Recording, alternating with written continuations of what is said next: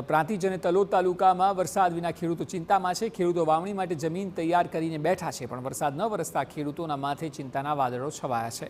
પ્રાંતિજમાં flower અને કોબી અને ડાંગરનો પાક સારા પ્રમાણમાં થાય છે। ચોમાસામાં આ વિસ્તારમાં ડાંગરની વાવણી મોટા પ્રમાણમાં થતી હોય છે।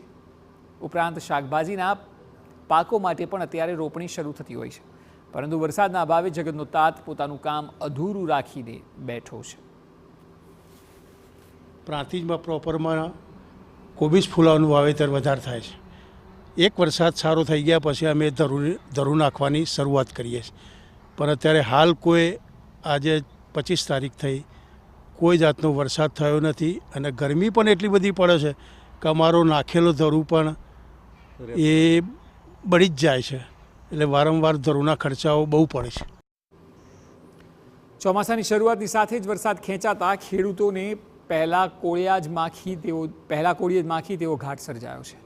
આ વર્ષે પ્રાંતિજ તાલુકામાં 25 જૂન સુધીમાં માત્ર 11 મિલીમીટર વરસાદ નોંધાયો છે, જ્યારે તલોદ તાલુકામાં માત્ર 4 મિલીમીટર, જ્યારે ગત વર્ષે 25 જૂન સુધીમાં પ્રાંતિજમાં 3 ઇંચ જેટલો વરસાદ ખાબક્યો હતો અને આ વર્ષે જૂન મહિનાના દિવસો કોરા ધાકોર પસાર થઈ રહ્યા છે। હાલ તો ખેડેલી જમીનમાં કોરા માટીના ઢેફા જોઈને ખેડૂતોનો જીવ બળી રહ્યો છે। એક તરફ ગરમી અને ઉકળાટ ઓછો થતો નથી, તો બીજી તરફ વરસાદ વરસતો નથી। આવી સ્થિતિમાં વાવણી માટે મોંઘા ભાવના બિયારણથી શાકભાજી માટે તૈયાર કરેલ રોપા રજડી રહ્યા છે। ડાંગર અને શાકભાજીની ખેતી વધારે થાય છે, પરંતુ વરસાદ ખેંચવાના હિસાબે હજી ડાંગરનું વાવેતર શરૂ થયું નથી, પણ જો વરસાદ સારો થઈ જાય તો ડાંગરની શરૂઆત થાય, પરંતુ વરસાદ ખેંચાવાના હિસાબે ખેડૂતો ચાતક પક્ષીની જેમ રાહ જોઈ રહ્યા છે।